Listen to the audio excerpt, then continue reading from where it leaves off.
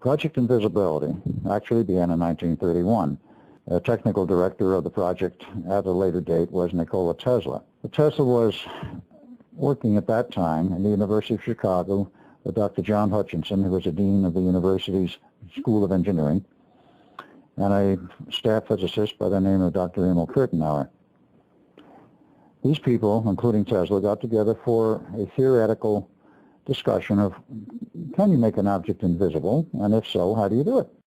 The history of Nikola Tesla is very interesting. He decided to go back into, shall we say, the free energy business, and in 1931, he took a PSR automobile, ripped out the standard engine, put in a 75 horsepower electric motor, and they had a little black box, his free energy device, if you will, derived from the work he had done in the period around the turn of the century, and which Mr. J.P. Morgan wanted no part.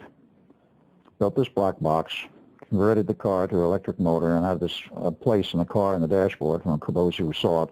We put this black box and plugged it in and then turned it on, and it provided the power for the 75 horse electric motor and drove the PSR all over New York City and eventually all over New York State without any gasoline, without any visible source of power except what he picked up.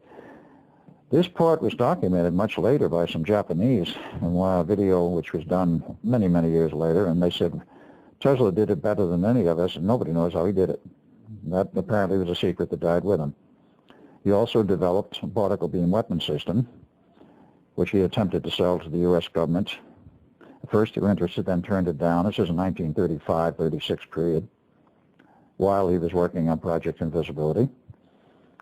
They turned it down, the Canadians turned it down, the British government turned it down, but believe it or not, the Russian government bought it and snapped it up for $25,000 cash. Can you imagine, in view of what the financial structure is today, him selling a working model on a year's consultancy for a particle beam weapon system to the Russians or anybody for $25,000 cash?